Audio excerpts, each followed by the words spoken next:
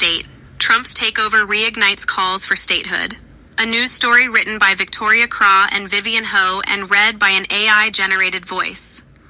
President Donald Trump's decision to place the D.C. police under direct federal control and deploy some 800 National Guard troops in the city has spurred calls once again to make D.C. a state, with Democratic leaders and advocates contending that statehood could have protected the district from Trump's interference and shielded the city government from his threats of a broader federal takeover.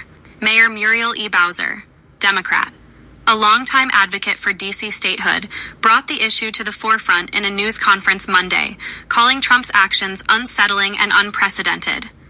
"We know that access to our democracy is tenuous," Bowser said. "This is why you have heard me and many Washingtonians before me advocate for full statehood for the District of Columbia." Advocates had their best chance in the decades-long fight for statehood in 2021, when the House passed a bill to make D.C. the 51st state and Democrats controlled both chambers of Congress and the White House. But even then, the legislation never made it to a Senate vote. The GOP's current dominance in Washington makes the statehood movement even more of a long shot. Here's what to know about the unusual status of the nation's capital and its more than 700,000 residents. Why isn't D.C. a state?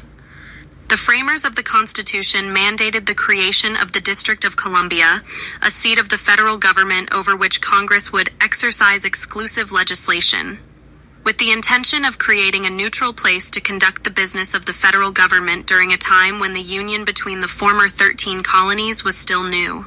In making D.C. a district and not a state, the framers denied its residents many of the rights held by other Americans. They have no votes in Congress. They have a delegate in the House of Representatives who can participate in debates and committee work but cannot vote on legislation. And their local government has no control over the D.C. National Guard. D.C. residents got a voice in their local government in 1820, when Congress allowed white male landowners and later all white men to vote for mayor. In 1867, black men were also granted the local vote. Real estate developer Alexander Roby Shepard was appointed by President Ulysses S. Grant to the powerful Board of Public Works. His unbridled spending triggered an 1874 congressional investigation that uncovered conflicts of interest, influence peddling, no-bid contracts, and cost overruns. That year, Congress revoked home rule for everyone. Washingtonians secured the right to vote for president via the 23rd Amendment in 1961, and before the passage of the 1973 Home Rule Act, unelected leaders appointed by the president ran the district. The Home Rule Act has its limits. Congress can still veto local legislation and budgets.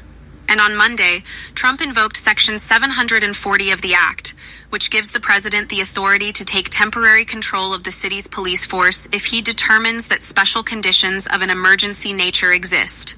Though we pay taxes, in fact, we pay more than most states per capita. We're not a state, Bowser said Monday. We don't control the D.C. National Guard. We don't have senators or full autonomy. Limited home rule gives the federal government the ability to intrude on our autonomy in many ways. What would it take for D.C. to become a state? Creating a new state would require an act of Congress, something that has so far eluded proponents of statehood, despite decades of activism on the issue.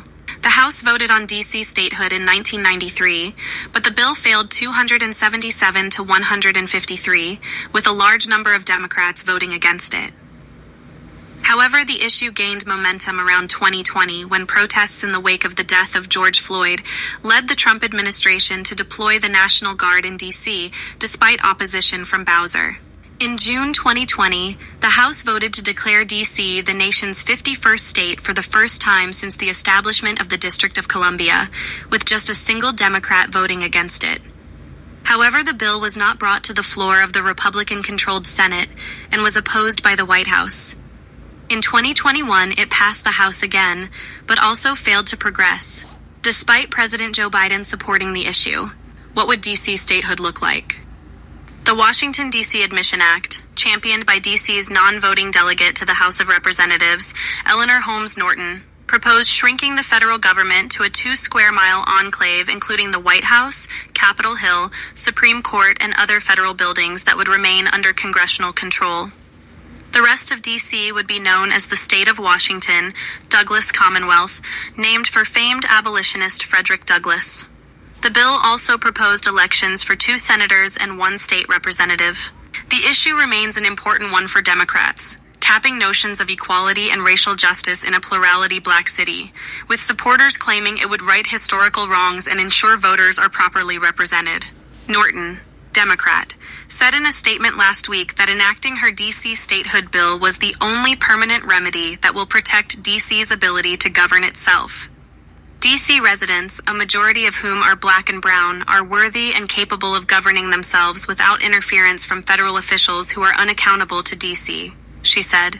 However, Republicans have criticized efforts to establish new representatives as a power grab by Democrats struggling to advance their agenda.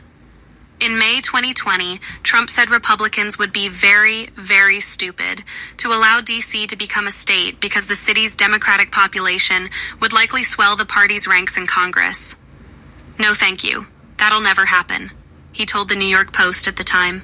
Critics also point to the city's size and say statehood could mean it has undue influence over the federal government.